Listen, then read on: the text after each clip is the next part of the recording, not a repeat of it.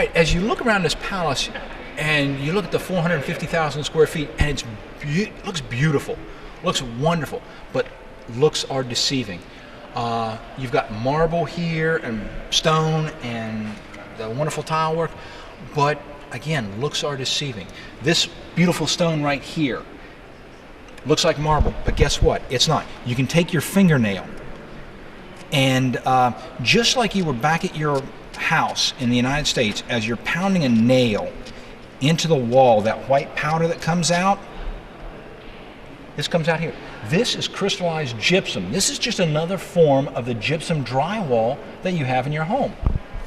And they use the crystallized gypsum because it's a very soft stone. It's a very easy stone to work with. You don't have to be an expert stonemason in order to use this stone. And like I said, again, a very, very soft stone. I'm scratching it with my thumbnail. So there's a lot of weight on these pillars. There's a tremendous amount of weight on this pillar. Now, all of the trim work here is the crystallized gypsum. All the banisters are crystallized gypsum. And you brought up a good point with the weight.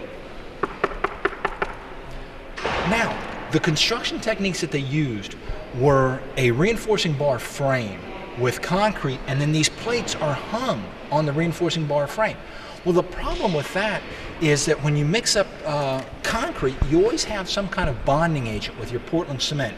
Usually it's a sand or a gravel aggregate. Well, you know, there's plenty of sand here in Iraq, but what they did was when they irrigate their crops around here, they use the flooding mechanism where they flood the land, let the water recede, and flood it again. Well, the problem with that is it brings the salt up to the surface. And so when they went out and scooped up the sand and put in their cement, they didn't take the salt out of the sand. So they introduced that caustic agent into the concrete mix. And over the years, it's been eating away at the reinforcing bar, and it's been degrading the concrete. There are places in this palace where you can take your finger or your thumb, you can rub the concrete, and it just crumbles into dust. So all this grandeur at some point is probably going to maybe crumble. That's a very good possibility. Wow. As I asked one of the engineers years ago to describe the construction of this palace, and his comment was gaudy but shoddy. And you can tell just by looking at it that, again, beautiful, wonderful, but again, very, very shoddy. So back up here on the flag, it says United States Forces Iraq. Do you know what the Iraqi part says? Yes, that's United Commitment. United Commitment of Iraq? Or United Commitment? Just United Commitment, you know, united together. That's talking and referring to the partnership that we have with not only the Iraqi security forces, but with the Iraqi government as we help them move forward. And the people. And the people. And you see that with the American flag and the Iraqi. That's correct. That's correct. Now, here's an interesting point. You pointed out the Iraqi flag. Directly overhead is the 1968 Iraqi flag with the 3 green stars on it. Where is it? It's right there, right above the symbol, the inscription where it says Saddam grant us victory. Now, what's interesting about that is that flag with the 3 green stars was the Iraqi flag from 1968 through the 1980s. As casualties mounted from the Iran-Iraq war, Saddam added the words Allah Akbar, God is great, to the flag on either side of the center green star in order to cater to the religious constituency that he had here in Iraq.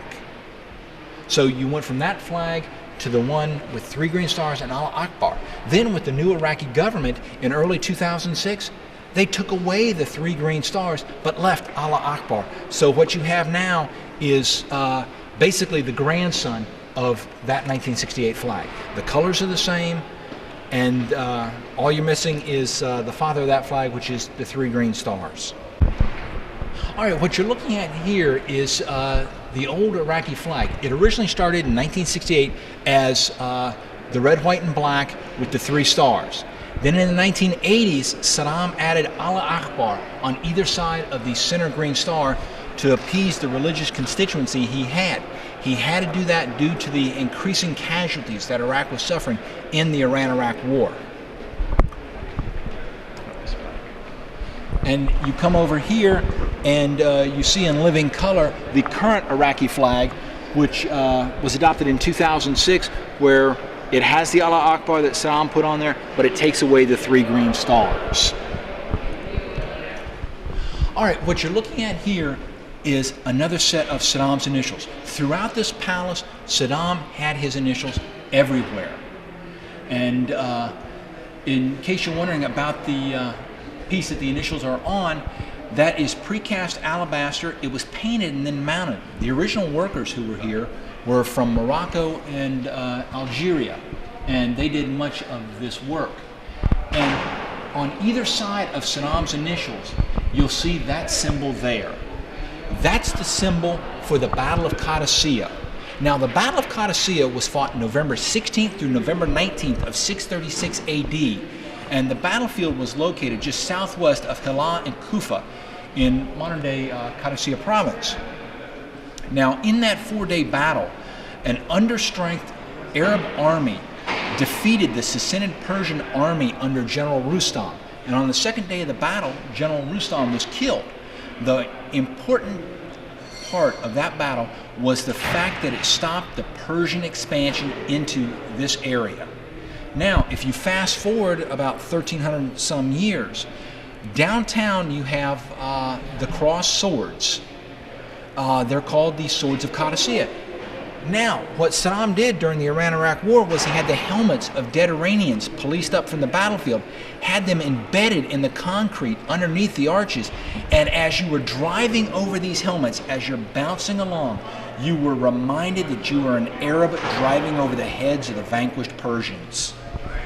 And so what you have here, the Alfaw Palace, Saddam's forces are victorious in recapturing the Alfaw Peninsula, and it's juxtaposed over the Battle of Qadisiyah, where the Arab forces stopped the Persian expansion. Again, very heavy symbolism. And speaking of symbolism, you can look on every major door in this palace, you have this symbol, and that is the symbol of Alfaw, and it refers to the peninsula. Some people look at that and they say it looks like a bishop's head in a chess piece, but that is the symbol for Alfaw, and every major door has that symbol on it. Okay. All right, right now we're standing outside the Grand Ballroom here in the Alfaw Palace, and when Saddam set up the design for the complex here, he took away lessons from the French. Saddam loved the palaces at Versailles, loved the fact that they were on the water. And so he used that design technique here with the 4 palaces on the water. And he also went so far as to furnish the palace in French-style furniture. And as you look here, you have several pieces that are done in the traditional French style, much like the Baroque period or the Louis XIV period.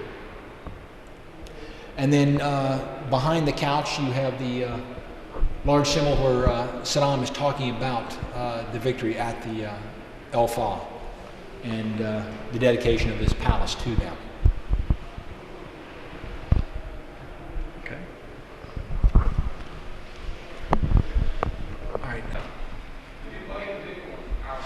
All right. What you're sitting in now is the chair that Yasser Arafat, chairman of the Palestinian Liberation Organization, gave to Saddam Hussein. Now, Yasser Arafat didn't actually show up in a pickup truck with the chair. What he did was he had his special representative, Abdullah El-Harani, present the chair to Saddam.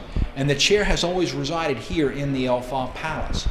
And like everything else in the palace, there's a lot of symbolism in the chair. Right behind your head is the representation of the Al-Aqsa Mosque in Jerusalem. And the keffiyeh pattern above the mosque, that's the keffiyeh pattern that Yasser Arafat always wore. And the verse from the Quran, as well as the Arabic inscriptions on the side, refer to the capture of Jerusalem and how it will soon revert back to the control of the Islamic people. And of course, the lions of the desert. And what's interesting about the Golden Dome there on the Al-Aqsa Mosque is in downtown Baghdad, just down the road from the Tomb of the Unknowns, you have what's called the Arch of Omar. And on top of the Arch of Omar, you have a representation of the Golden Dome. So not only do you have the Golden Dome downtown in an almost life-size version, but you also have a representation of it here in this chair. And interestingly enough, everybody who comes to the palace, be they president, NFL superstar, actress, actor, Charlie Daniels, rock and roll legend, Kid Rock, centerfold model, whatever, they all have their picture taken in the chair. It's usually one of the highlights of everybody's stay here in the palace. Now, the Arab custom is 3 cups of coffee for your guests. The first one to get to know your guests, a formal introduction. Then the second one is idle chit chat. And at the third cup, you get down to business. And what you have here is a representation of that coffee pot. And it also would serve as a teapot. And in case you're wondering, that teapot was here when we arrived in 2003. And there's one other thing I'd like to show you here in this room. The palace was designed by a Yugoslav company called Energo Projekt, but designing palaces was their sideline. Their main function was to design the command and control bunkers that Saddam had, as well as designing and building the aircraft bunkers that Saddam used to hide his airplanes. Now, because Energo Projekt was a European company, there are a lot of European influences here in this palace. And if you look around this room up here, you'll see the balcony boxes, which again are a very European touch. And of course, Saddam being Saddam, he had to put his initials in the center window of every one of the balcony boxes. But the balcony boxes are not traditionally found in the Arab architecture. It is a very European touch. So the ceiling with all the colors. And yes, that's normal for the Islamic architecture. Is it like handmade or? It's what it is it's a mold. It's an alabaster mold, and it's taken out of the mold and then hand painted. Your workers paint that, and that took quite a while to do. And by the end, Saddam was using students to do a lot of the painting and the mold work.